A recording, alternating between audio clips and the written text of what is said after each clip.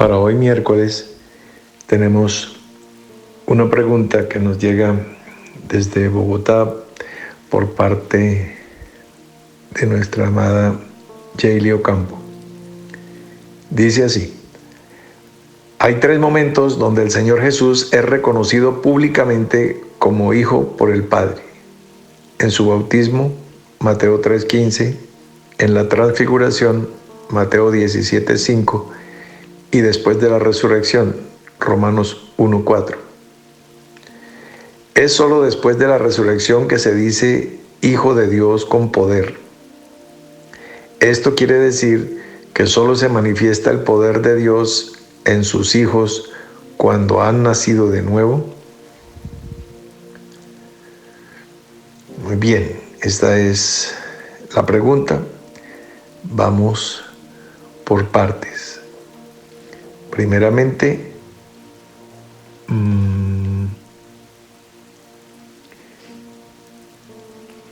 Mateo 3:15 no es la cita que ella quiere presentarnos, es 3:17. 3:15 dice: conviene que cumplamos toda justicia. No. Entonces, lo primero es poner la cita en orden, es Mateo 3:17. Bueno, ok, pero de todas maneras, el espíritu de la pregunta está intacto. Hay 3 ocasiones donde el Señor dice: este es mi Hijo amado, en quien tengo complacencia. Muy bien. Entonces, solamente en la tercera cita, que es Romanos capítulo 1, versículo 4, es cuando se dice que fue declarado Hijo de Dios con poder. Entonces, después de la resurrección. Entonces, la pregunta es: ¿solo se manifiesta el poder de Dios en los hijos cuando han nacido de nuevo? Bueno, la respuesta es no. Y ahí hay una conexión, como decíamos un poco jocosamente, aquí hay un triple salto mortal con caída en la nuca. No veo la conexión entre una cosa y otra. El poder de Dios se manifiesta en sus hijos y en sus no hijos en cualquier momento. O sea, Dios abre el mar rojo y el poder se manifestó en el mar, en las aguas. El asna de Balaam habla. El poder de Dios se manifiesta en una burra. Entonces, no hay un límite para que el poder de Dios se manifieste.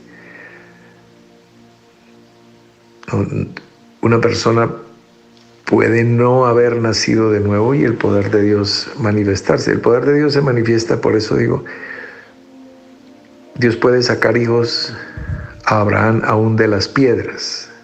Eso digo al Señor. Entonces, claro que creo que ahí no es el punto exacto de la pregunta. Sin embargo, bueno, vamos a entrarle un poco a la reflexión de por qué nos dice que fue declarado por el Espíritu de Santidad Hijo de Dios con poder después de la resurrección de entre los muertos.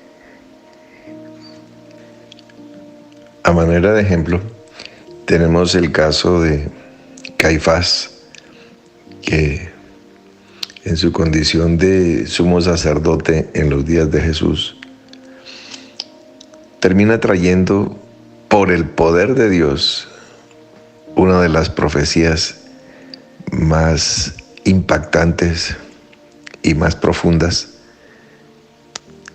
y no está contado con los grandes profetas, pero es una profecía que trasciende en mucho a muchas de las profecías de Isaías o de Daniel o de Ageo, por supuesto, de Jeremías, el mismo Ezequiel, cualquiera de los profetas con sus mensajes cortos. Es una profecía en la cual la gente decía que estaba corrompiendo las costumbres de Israel y entonces podrían venir los romanos y destruir el lugar santo, como en realidad sucedió en el año 70. Y entonces Caifás dice: vosotros no sabéis nada. Eso ya es de suyo, esa ya es una gran palabra. Vosotros, los hijos del Israel de la arena, no sabéis nada. Nos conviene que un hombre muera por todos y no que toda la nación vaya a perecer. Y la palabra lo aclara, dice, él no lo decía por sí mismo, sino porque estaba profetizando por el poder de Dios. Y que no solamente iba a salvar a la nación de Israel, sino a reunir en uno a todos los hijos de Dios que estaban dispersos. A todos los hijos de Dios que estaban dispersos. Es una profecía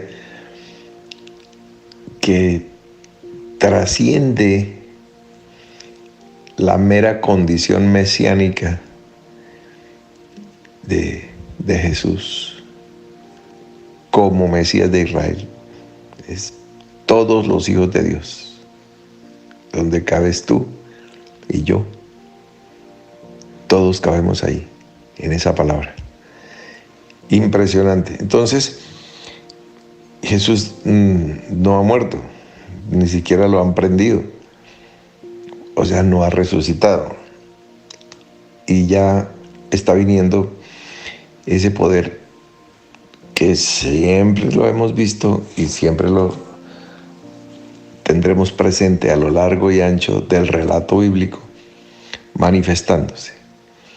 Entonces, en el caso específico de la persona del Señor Jesús, pues por supuesto que, como lo dice el autor de la epístola a los Hebreos, en su condición de Cristo, pues ha preexistido siempre, como lo dijo él hablando de sí mismo, pues antes que Abraham fuese, yo soy.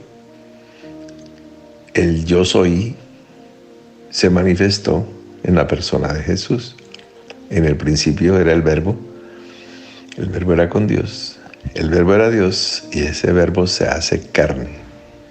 Muy bien, allí está manifestado el poder de Dios. Cuando María queda encinta, es el poder de Dios. Cuando Dios le guarda de perecer bajo la espada de Herodes, es el poder de Dios. Cuando José la recibe, es el poder de Dios. Todo el tiempo es el poder de Dios. Y el poder de Dios sobre su Hijo. Él se presenta como Hijo. Y por eso, al presentarse como Hijo, pues decían que era una blasfemia por cuanto se estaba haciendo igual a Dios. Muy bien. Porque un árbol reproduce su imagen potencialmente en el fruto. El fruto de un árbol es hijo de ese árbol y en ese fruto hay semilla. Y la semilla es potencialmente la misma integración, la misma constitución del árbol original. Entonces, árbol de semilla que dé fruto, cuya semilla esté en él, dice el relato de la creación, en el tercer día. Muy bien, entonces, claro, la plenitud, la culminación, la completación del ministerio de aquello que vino a alcanzar, a lograr. La Keter, la corona, la obtiene a través de su última y más trascendente victoria, que es la victoria sobre la muerte. Él ya ha pagado por el pecado. Él ya cumplió con su ministerio de cordero. Como cordero derramó su sangre. Los corderos no resucitan. Los corderos mueren. Para eso están puestos, para el sacrificio. Y eso fue obediente hasta la muerte y se sacrifica, se entrega voluntariamente.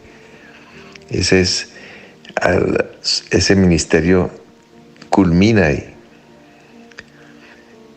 Pero él ya había alcanzado ese potencial de poder llegar a ese nivel de la victoria sobre la muerte. Aún estando vivo antes de su sacrificio, ya lo declaró y dijo: tengo poder, ya lo tengo, para poner mi vida y para volverla a tomar. Ya lo tenía, ya lo había alcanzado. Es como tener provisión de alimentos en la alacena, en la nevera, en la despensa, y no haber preparado el almuerzo. Pero tengo con qué preparar un buen almuerzo y atenderlos a todos. Ese es el punto. Esperemos que haya suficiente ilustración. De todas maneras, Yailita, muchas gracias por participar. Siempre lo haces. A continuación tenemos una prueba de la importancia del diálogo en familia. Y es que tenemos dos preguntas por parte de dos esposos de una pareja.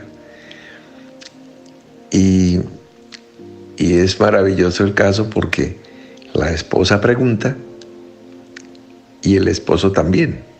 Pero la pregunta del esposo es la respuesta a la pregunta de la esposa. Sin más preámbulos, voy a leer la pregunta de Lilianita Mora, quien desde Cúcuta nos escribe, y luego leeré la pregunta del hermano Eric, cuyas expresiones incluidas en sus preguntas contestan perfectamente la inquietud de su esposa. Dice Lilianita Mora: en la práctica, en el diario vivir, ¿cómo se sujeta el alma al espíritu? ¿Es tomando decisiones hacia la obediencia a la palabra? ¿Es teniendo más dominio propio? Entonces, claro, la respuesta es sí, sí, y más que eso. Vamos a ver ahora las preguntas que nos desarrolla nuestro amado Eric Garnier, y de allí destacaremos la respuesta a la inquietud que acabamos de leer por parte de la hermana Liliana. Dice así, hermano Eric: ¿podría tomarse a María como ejemplo de sujeción del alma al espíritu en los siguientes pasajes? Y nos relata 4 pasajes. El primero: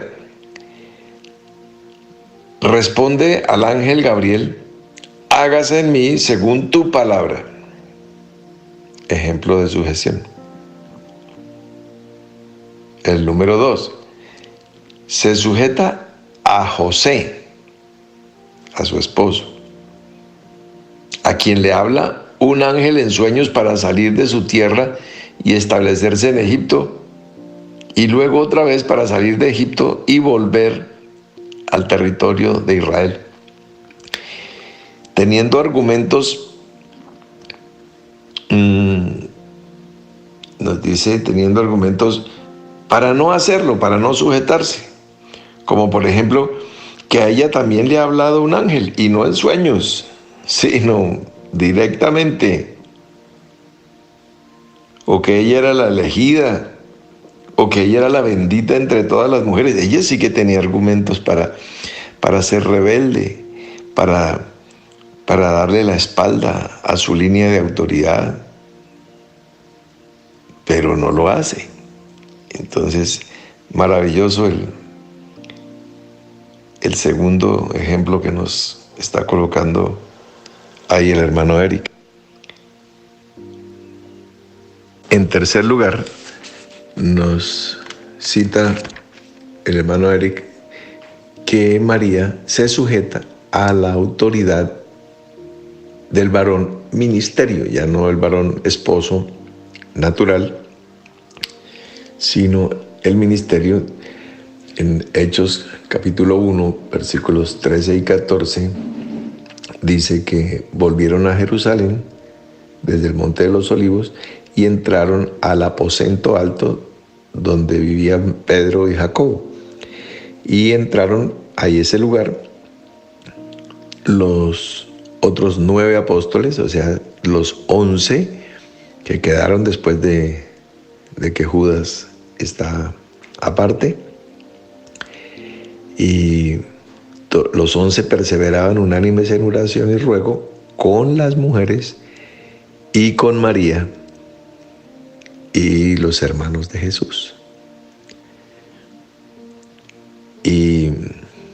O con los hermanos en la fe también. En aquellos días dice que los reunidos eran como 120 en número, dice el versículo 15. Entonces, ¿a dónde llega María? Al nivel alto, al aposento alto donde viven Pedro y Jacobo. A ese nivel llegó. Y ahí está. Y ahí se reúne y ahí se quedados en Jerusalén hasta que seáis investidos de poder desde lo alto. Y entonces está sujeta al ministerio, esposo ministerio, y está sujeta a la palabra de Jesús. No se fue para donde su prima Elizabeth, pues tantas mujeres que tienen bendiciones y empiezan a tomar decisiones porque han sido bendecidas. Entonces ha podido irse después y tendría explicación, digámoslo así, excusa. Y todo el mundo entendería, sí, su hijo acaba de morir. Se fue a pasar el duelo y a sufrir su luto a la casa de Elizabeth, quien también ha perdido a su hijo. Y ahí las primas se consuelan y las dos vestidas de negro y a rumiar a sus amarguras. Pero no, ella sigue las palabras que Jesús ha dicho y se mantiene en la autoridad. Y es una mujer que ha hablado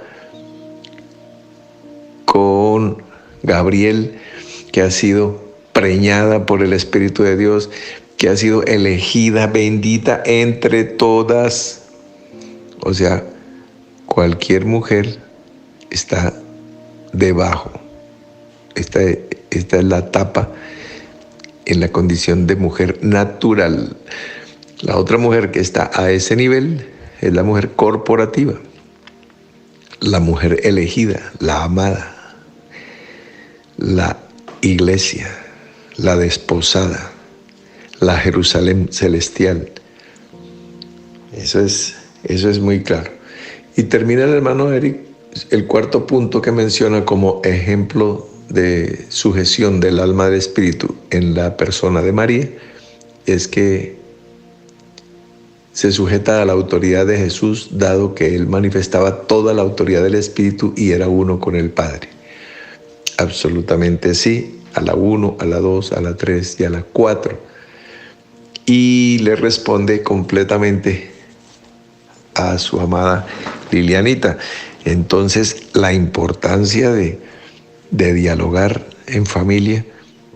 Y entonces Lilianita le hubiera dicho: amado esposo, tengo una pregunta que es esta. Y él le diría: yo tengo la respuesta.